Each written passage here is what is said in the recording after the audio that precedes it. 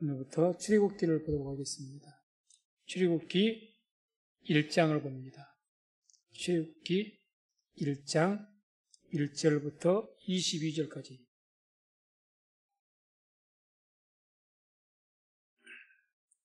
말씀을 같이 합독하도록 하겠습니다. 야곱과 함께 각기 권속을 드리고 애굽에 이른 이스라엘 아들들의 이름은 이러하니 르우벤과 시몬과 레위와 유다와 이사갈과 스불론과 베냐민과 단과 납달리와 갓과 아셀이요 이미 애굽에 있는 요셉까지 야곱의 혈속이 모두 70인이었더라. 요셉과 그의 모든 형제와 그 시대 사람은 다 죽었고 이스라엘 자손은 생육이 중다하고 번식하고 창성하고 심히 강대하여 온 땅이 가득하게 되었더라. 요셉을 알지 못하는 새 왕이 일어나서 애굽을 다스리더니 그가 그 신민에게 이르되 이 백성 이스라엘 자손이 우리보다 많고 강하도다. 자, 우리가 그들에게 대하여 지혜롭게 하자.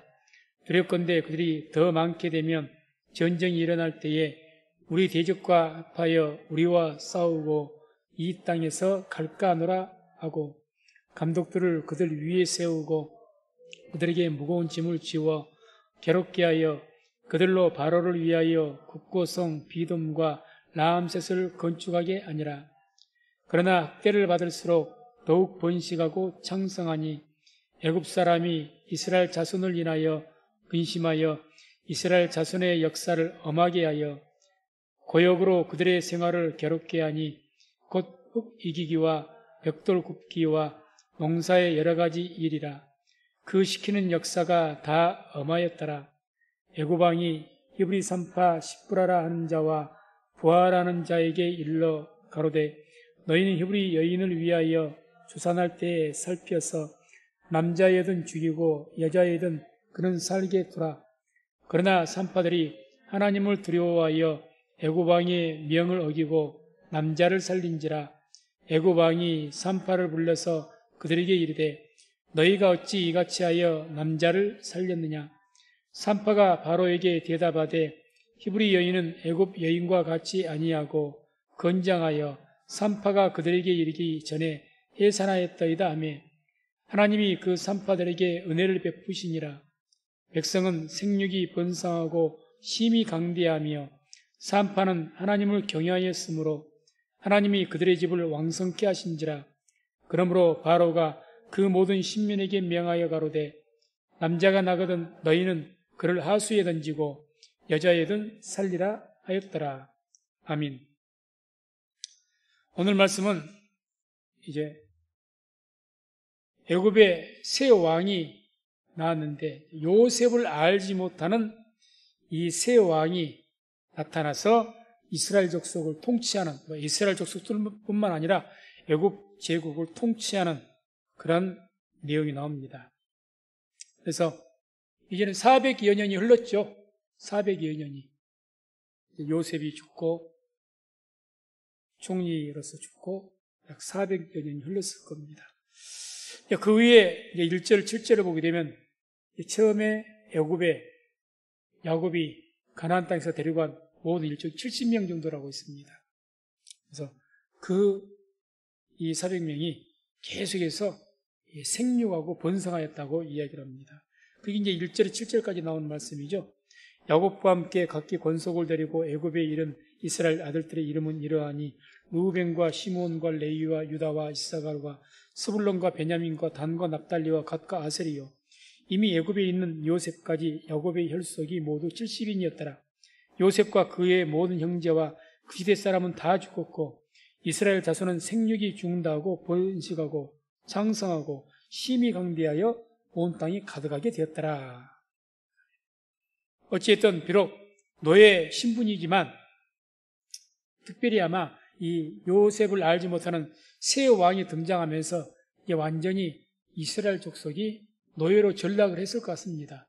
그 전에 요셉을 알고 있었던 그 애굽 사람들은 왕들은 이스라엘을 대우를 했으니까. 그래서 아무튼 노예 신분이지만 어찌됐든 이스라엘은 생육 중다하고 번식하고 창성하고 심히 강대하여서 온 땅에 가득하였다 이렇게 말씀을 합니다. 그래서 우리가 역시 출애굽기 12장 37절을 보게 되면 이런 말씀이 나오죠. 이스라엘 자손이 라암셋에서 발행하여 숫곳에 이르니 유아 외에 보행하는 장정이 60만 가량이요. 생육 본성하고 온 땅에 가득할 정도 자손이 본성했다는 어느 정도냐? 약 400년 정도 세월이 흘렀는데 70여 명이 유아들 빼고 여인들 빼고 남자들만 그 장정이 60만이었다고 하니까 대충 약 200만 정도로 봅니다. 어마어마하게 불어난 거죠. 그래서 인류학자들도 이것은 하나님의 특별한 섭리가 아니면 400년 만에 이렇게 인구수가 불어나기는 쉽지 않다는 이야기죠. 어쨌든 하나님의 약속의 성취입니다, 이것은. 그래서 이렇게 생육 본사 땅에 충만해 줄 것, 언제부터 하나님께서 약속을 주셨습니까? 아브라함 때부터 약속을 주셨습니다. 그 아브라함에게 약속 주신 것이 창세기 15장 5절 6절에 나옵니다. 이 말씀을 같이 한번 합독합니다. 그를 이끌고 밖으로 나가 가라사대 하늘을 우러러 무뼈를 셀 수 있나 보라. 또 그에게 이르시되 내 자손이 이와 같으리라. 아브라함이 여호와를 믿으니 여호와께서 이를 그의 의로 여기시고. 아멘. 자, 아브라함을 하나님께서 택하시고 부르셔가지고 그 아브라함에게 하늘의 별들을 바라보게 하시고 그 하늘의 별들과 같이 내 자손이 많을 것이다. 그래서 생육 본성과 땅이 충만해질 것이다. 이런 약속들을 여러 번 하셨죠. 그것이 이제 아브라함, 그 아들 이삭에게, 야곱에게 계속해서 그 후손들에게 이어진 겁니다. 이어진 거죠. 그래서 이 아브라함이 그 약속이 이제 후세에 이렇게 하나님 말씀대로 성취된 것은 무엇 때문에 그렇게 정확하게 성취가 될 수 있었느냐? 여기에 바로 우리가 하나님께서 약속을 하시고 하늘의 별과 같이 자손이 많을 것이다 말씀하시고 바로 창세기 15장 6절에 보면 뭐라고 나옵니까? 아브라함이 여호와를 믿으니 여호와께서 그의 의로 여기시고. 다시 말해서 하나님께서 생육 본성 땅이 충만할 것이다. 하늘의 별들과 같이 내 자손들이 많아질 것이다. 가나안 땅을 내게 줄 것이다. 이런 모든 약속들이 아브라함, 이삭, 야곱에 이어서 계속해서 하나님의 약속을 믿으니까 성취가 되는 겁니다. 믿지 않으면 성취가 안 됩니다. 다시 말해서 아마 아브라함, 이삭, 야곱 그리고 또 그 요셉도 얼마나 믿음이 좋았습니까? 그렇기 때문에 그 후손들이 400여 년을 그 애굽에 살지라도 아마 당시에는 뭐 글로써 하나님의 약속의 말씀이 성경처럼 전해진 것이 아니라 아마 구전으로 전해졌을 겁니다. 그래서 400년이 흘러가도 약 7대, 8대가 흘러간 거죠. 7, 8대가. 흘러가면서도 계속 그 조상들이 죽기 전에 우리 조상 아브라함, 이삭, 야곱 하나님께 주신 약속이 있다. 반드시 400년 뒤에 얼마 후에 400년이라고 또 말씀하셨으니까 아브라함에게 하나님께서 하나님께 우리 민족을 이 애굽에서 구출해내시고 가나안 땅을 우리에게 주실 것이다. 그걸 아마 계속해서 구전으로 그 신앙을 전했을 겁니다.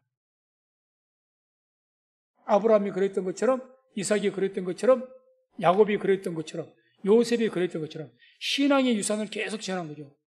뭐 이게 복잡한 내용이 아니잖아요. 복잡한 내용이. 한 가지죠. 하나님께서 우리 조상 아브라함에게 약속하셨다. 우리 모두 후손에게 약속하셨다.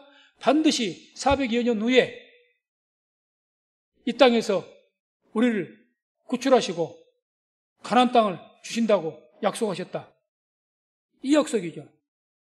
그래서 계속해서 그게 구전으로 이어졌을 것이고 그것이 그 이스라엘 백성들에게도 계속 이어졌기 때문에 이 다음에 모세가 이제 쓰임 받았을 때 그 백성들에 갔을 때 금방 그 모세의 말을 따르고 순종할 수 있었던 겁니다.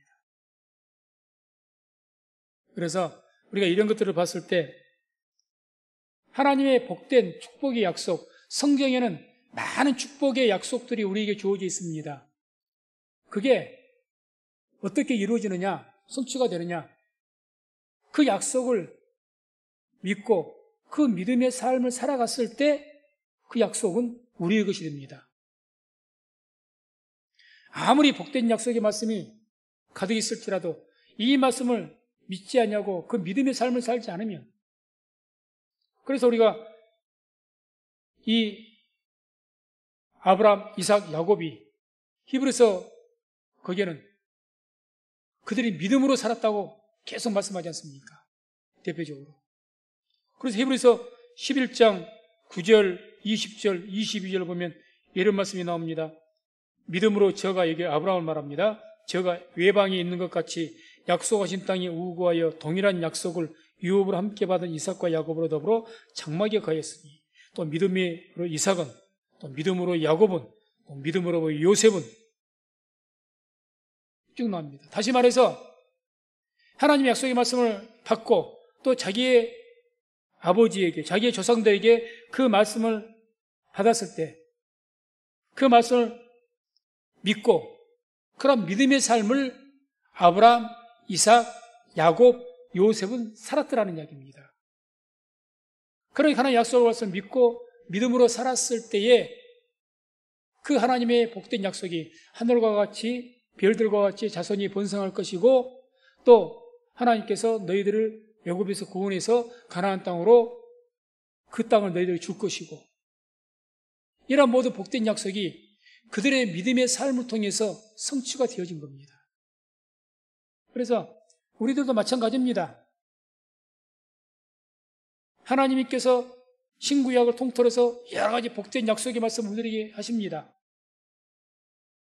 그것을 믿고 우리가 그 믿음으로 삶을 살아갔을 때, 그래서 믿음으로 사는 게 뭡니까? 믿음으로 사는 사람은 우리가 보아도 알 수가 있습니다.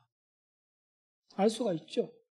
믿음 있는 자 삶을 보면 하는 거예요. 아브라함은 믿음으로 살기 때문에 외방에 있는 같이 장막에 거하였고, 나그네의 삶을 살았고, 야곱도 자기를 애굽 땅에 묻지 말라고 하고, 그렇게 자기를 가나안 땅에 묻어달라고 아주 자손들에게 맹세를 시키고, 요셉도 그러하고, 이런 모든 그들의 삶을 봤을 때 하나님의 말씀 믿었기 때문에 그런 삶을 사는 겁니다. 안 그러면 애굽에서 가야죠. 애굽에서 살기 좋은데, 가나안 땅에 있을 때 가나안에서 돈이 있으니까 아브라함이 땅이라도 사서 좋은 집 짓고 거기 정착하지 몰라고 나그네 삶을 삽니까? 그런 모든 그들의 삶을 봤을 때 하나님의 약속의 말씀을 믿었기 때문에, 오늘날도 마찬가지입니다. 우리가 하나님의 약속을 믿으면 우리의 삶이, 그 삶의 어떤 흔적이 믿음으로 사는지 아닌지를 하나님은 물론이고 우리들도 안다는 거죠. 우리들도. 그렇게 살 때 비로소 약속은, 하나님의 약속의 말씀은 성취가 되고, 그때 그 믿음에 따라서 하나님의 역사가 일어나는 겁니다. 자, 그래서 8절을 보게 되면 이제 요셉을 알지 못하는 새 왕이 등장했다고 나옵니다. 그래서 요셉을 알지 못하는 새 왕이 일어나서 애굽을 다스리더니, 이 알지 못하다 이 말은 어떠서 인정하지 않다 이 뜻을 갖고 있어요. 인정하지 않다. 이 인정하지 않다, 한마디로 이전의 왕조는, 이전의 왕조 힉소스 왕조라고 합니다. 역사적으로 힉소스 왕조인데 이때가 애굽의 제15대에서 17대 왕조라고 합니다. 이 기간 때는 다 요셉을 알고 있어요. 요셉 때문에 자기 나라가 강해졌고, 요셉 때문에 흉년으로 해서 멸망할 수 있었던 애굽이 구원받아 다 알고 있습니다. 그래서 요셉 때문에 이스라엘 백성들을 인정해주고 존중해줬습니다. 그런데 새 왕조, 이제 요셉을 알지 못하는 힉소스에서 하모스 왕조로 바뀌어버립니다. 왕조가 바뀌어요. 반역이 일어나가지고, 쉽게 말하면. 그래서 투트모스의 1세라고 이제 이야기하는데 18대 왕조, 애굽의 18대 왕조. 그 사람이 일어나서 왕이 돼가지고 이제는 하나님의 이스라엘 백성들을 핍박하는 거죠. 핍박하는 겁니다. 그래서 이제 9절 10절을 보게 되면 이 투트모스 왕이, 이 새 왕이 이제 이스라엘 백성들을 두려워합니다. 애굽 왕인데. 그래서 왜 두려워하는지를 9절 10절을 보면 이런 말씀이 나오죠. 그가 그 신민에게 이르되 이 백성 이스라엘 자손이 우리보다 많고 강하도다. 자, 우리가 그들에게 대하여 지혜롭게 하자. 두렵건대 그들이 더 많게 되면 전쟁이 일어날 때에 우리 대적과 합하여 우리와 싸우고 이 땅에서 갈까노라. 이 말씀 우리가 조금 생각해 보면 한편 이해가 안 되는 부분도 있습니다. 아무리 인구수가 많아지다 할지라도 뭐 이스라엘 백성들에게 군사가 있는 것도 아니고 애굽에는 세계 최강의 군대가 있는데 뭐가 그렇게 두려울까? 아마 두려운 것은 이스라엘 백성들은 다른 나라 어떤 종들이라든지 다른 나라 사람들과 같이 뭘로 딱 뭉쳐져 있습니까? 야훼 신앙으로 뭉쳐져 있던 사람들이 이스라엘 백성들입니다. 야훼 신앙으로. 이게 무서운 거죠. 그래서 강하다는 겁니다. 수가 많아서 강하다기보다도 그 두려운 것이 아니라 수보다도 자기들이 믿는 야훼 신앙, 그래서 자기 조상 아브라함을 통해서 그 약속의 말씀을 두고 지금 뭉쳐져 있지 않습니까? 보이지 않게. 그렇게 뭉쳐져 있는 민족이기 때문에 이게 두려운 거예요. 어떤 민족이든지요, 신앙으로 뭉쳐져 있는 민족은 두렵습니다. 단결된 민족. 그러니 두려운 거예요. 그래서 이제 이 이스라엘 백성들을 이제 두려워해서 핍박하기 시작합니다. 더 강성하지 못하게 하려고. 11절 14절 보게 되면 감독들을 그들 위에 세우고 그들에게 무거운 짐을 지워 괴롭게 하여 그들로 바로를 위하여 국고성 비돔과 라암셋을 건축하게 아니라 그러나 학대를 받을수록 더욱 번식하고 창성하니 애굽 사람이 이스라엘 자손을 인하여 근심하여 이스라엘 자손의 역사를 엄하게 하여 고역으로 그들의 생활을 괴롭게 하니 곧 흙 이기기와 벽돌 굽기와 농사의 여러 가지 일이라 그 시키는 역사가 다 엄하였더라. 그러니까 이제 한마디로 딴 생각 못하게 자기들끼리 뭐 결집해서 이런 생각 못하게 아주 강한 그 어떤 노역을 시킵니다. 중노동을. 그래서 뭐 이 성들을 쌓게 만들고 국고성을 만들게 만들고 막 그 나라를 더 강하게 방비하는 모든 일들에 이 이스라엘 백성들을 동원하는 거죠. 옛날 일제가 전쟁을 하면서 우리나라 그냥 강제로 젊은 청년들 전쟁터에 끌어보내고 또 어떤 뭐 다른 중노동 시키기 위해서 끌고 갔던 것처럼 중노동을 시킵니다. 그런데 오늘 말씀 보게 되면 12절에 이런 말씀이 나오죠. 그러나 학대를 받을수록 더욱 번식하고 창성하니. 아니 이렇게 고역을 주면은 뭔가가 더 이들이 축소가 돼야 되고 더 약해져야 되는데 그래서 애굽 제국에 어떤 굴복하는 그런 것이 있어야 되는데 그러지 않는다는 거죠. 어떤 면에서 자기들이 더 뭉치더라는 이야기죠. 뭉치고 더 강성해지더라는 이야기입니다. 창성해져요. 이와 같이 그 이스라엘 백성들이 핍박을 받을수록 그렇게 강해졌던 것처럼 유대인들이 그랬죠. 역사를 보아서 유대인들이. 그래서 오늘날에 유대인이 있는 것 아니겠습니까? 교회도 마찬가지입니다. 교회라는 것도 영적인 하나님의 백성들이기 때문에 핍박을 받으면 받을수록 강해졌고 번성해져 가는 것이 교회였습니다. 그게 교회사가 증거를 합니다. 역사가 증거를 합니다.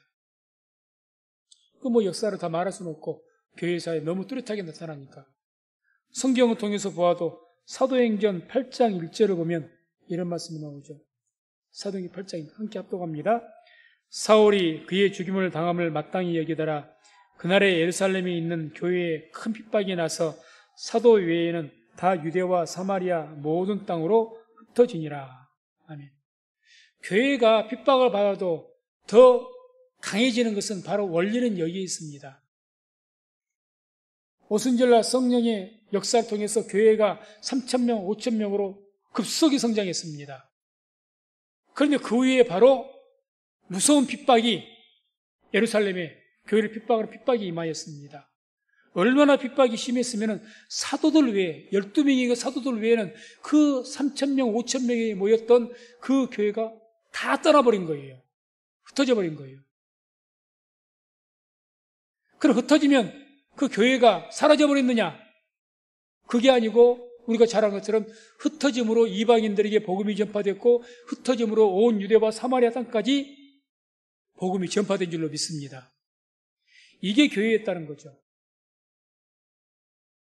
옛날 중세시대에 로마 군정에서 뭐 헤롯이나 또는 헤롯이 아니라 악한 로마 왕들에 의해서 얼마나 많이 핍박을 받았습니까? 그 대표적인 황제가 네로죠. 무서운 핍박을 받았습니다. 근데 그러면 그럴수록 교회는 더 강해졌죠. 교회가 규모가 켜져갖고 군사력에 뭐 있고 무슨 힘이 있어가지고 아주 로마 제국이 교회를 기독교로 국교로 세운 것이 아니지 않습니까? 그래서 교회는 참 희한하게 핍박을 하면 핍박을 할수록 하나님의 백성들은 핍박을 하면 핍박할수록 더 강해지고 번성해지는 거예요. 그게 신비입니다. 신비.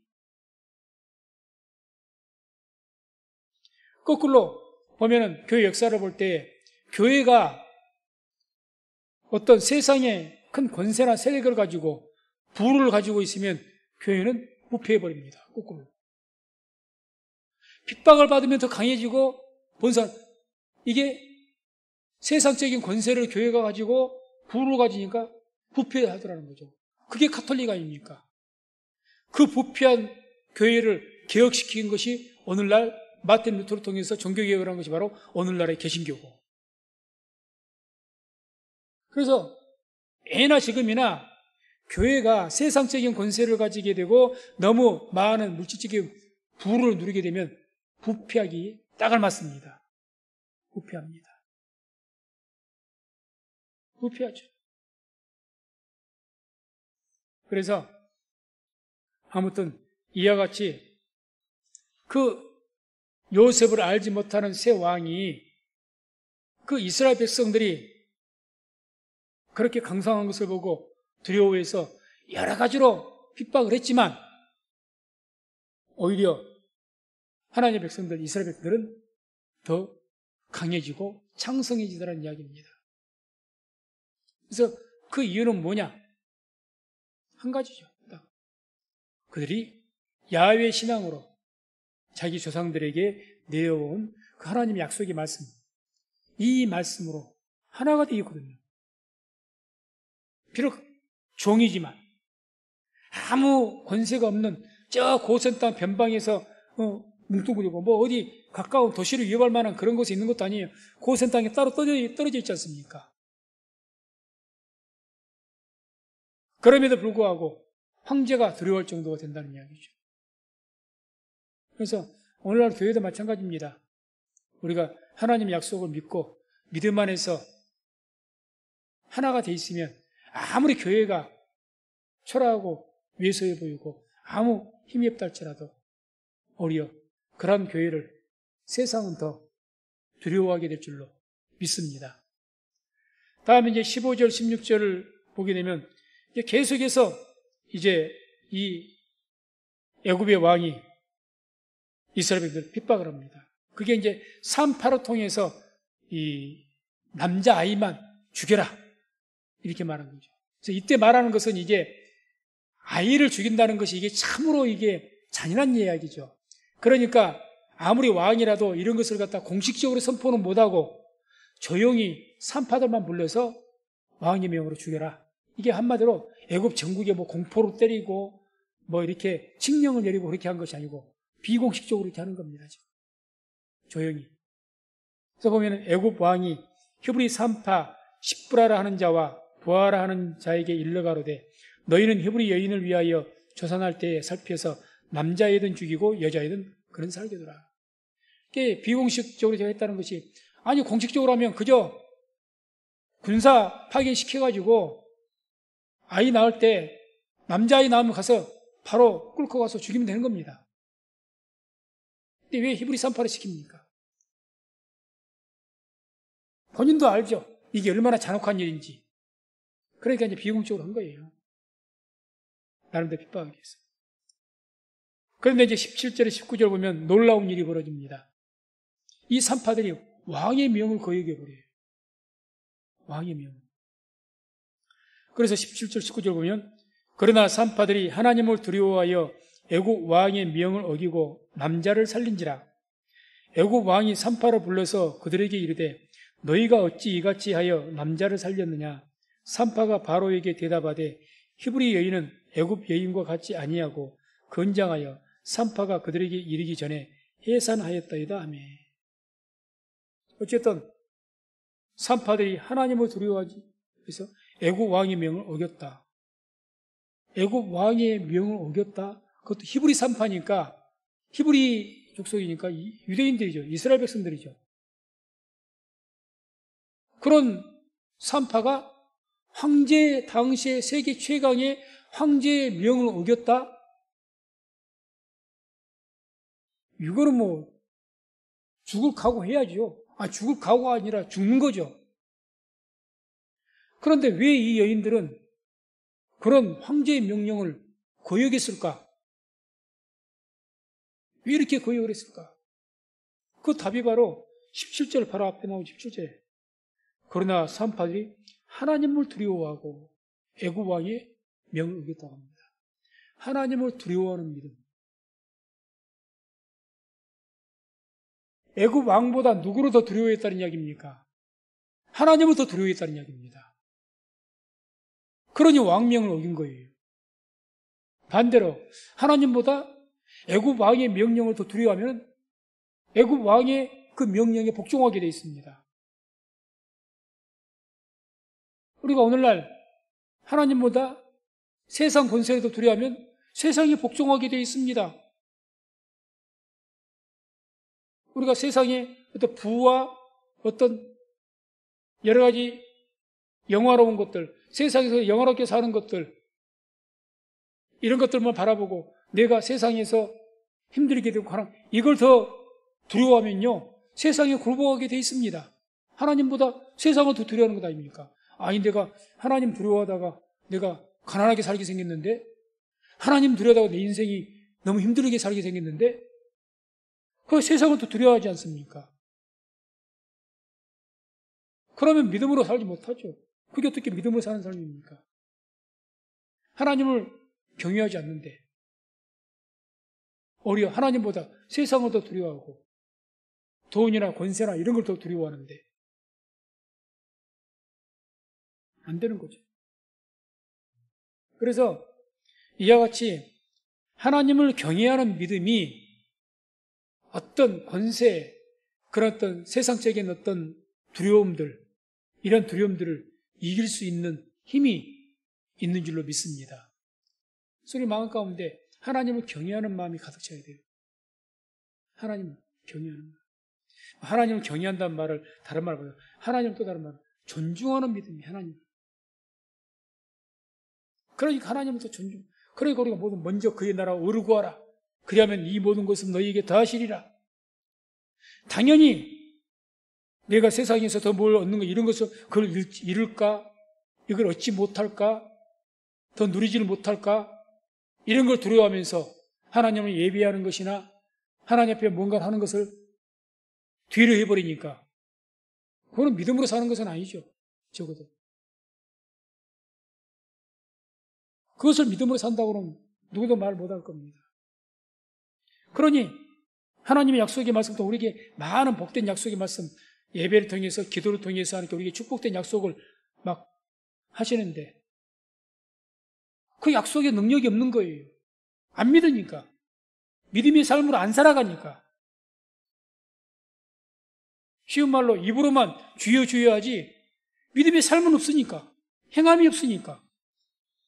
그러니까 주님도 너희의 믿음은 내게 보이라고 하지 않습니까? 안 사는 거예요.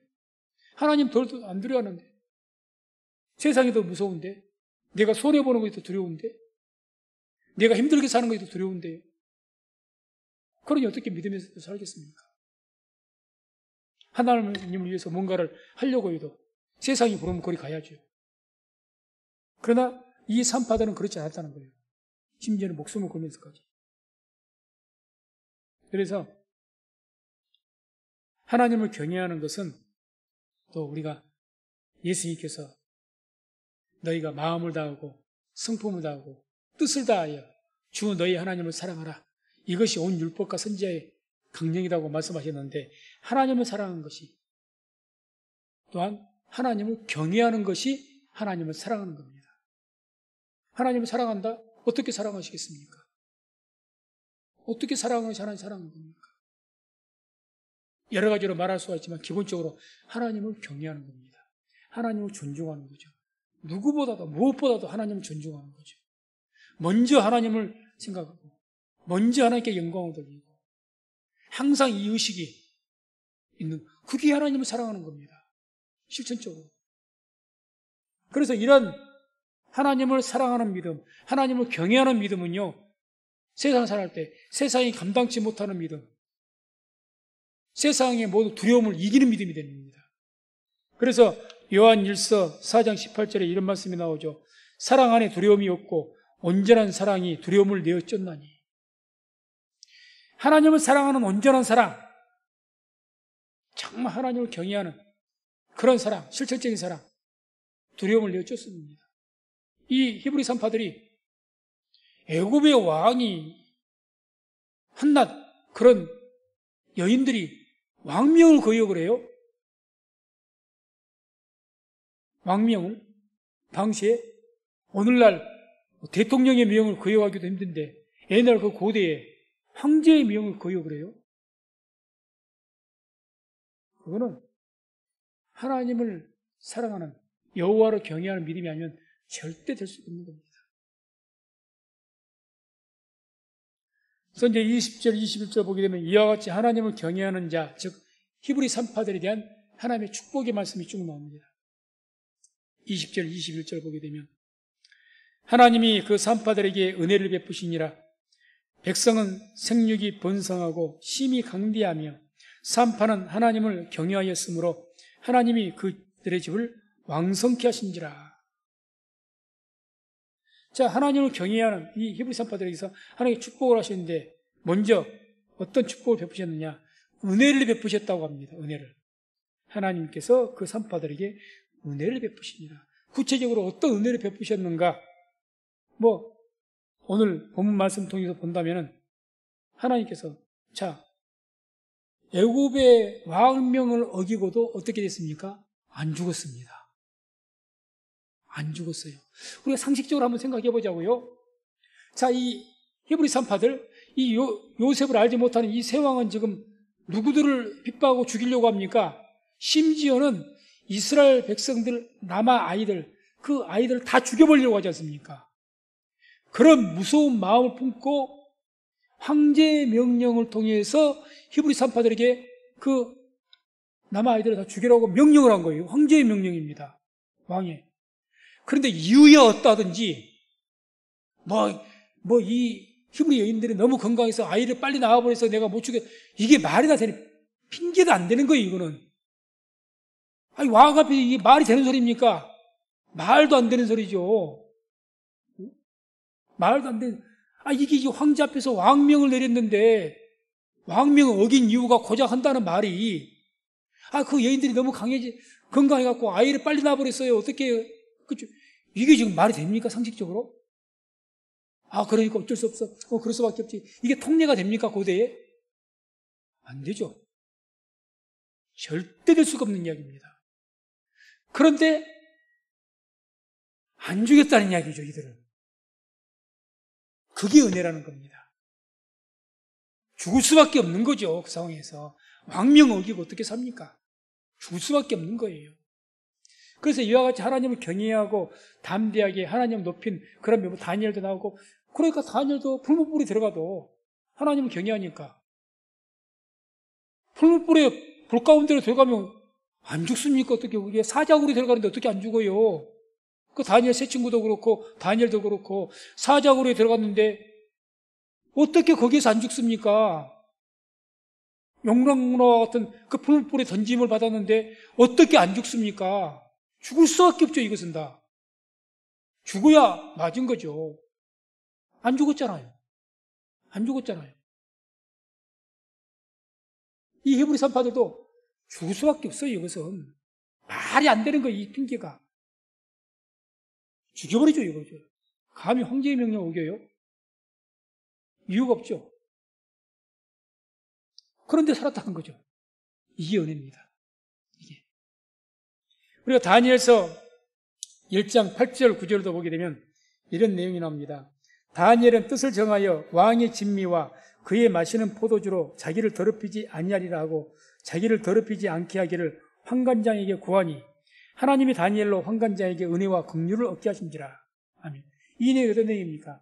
이 소년 다니엘이 이제 참 그래도 하나님의 가운데 그 바벨론 그 왕궁에서 뽑혀가지고 아주 지혜로우니까 그래서 왕이 특별하게 쓰기 위해서 출연한 사람들입니다. 그래서 황제의 명령에 의해서 이 왕궁에 살 때는 이러이러한 규칙을 지키고 이런 음식을 먹고 이런 옷을 입고 그런 예법들대로 살라고 황제의 명령이 있습니다. 그런데 이 다니엘이 그 음식들을 먹는 것에 돼지고기와 같은 하나님께서 먹지 말라고 한 부정한 음식들이기 때문에 그걸 안 먹겠다고 지금 환관장, 그 모든 사람들을 다스리는 환관장에게 구한 거예요. 그러니까 환관장이 그러니까 야, 너 봐도 나까지 목이 날아난다. 그럼에도 불구하고 이 환관장이 다니엘의 말을 들어줬다는 겁니다. 그것을 말씀한 거예요. 하나님께서 다니엘로 환관장에게 은혜와 긍휼을 얻게 하신지라. 그러니까 환관장은 어떤 마음으로 지금 이 다니엘의 말을 들어줬느냐.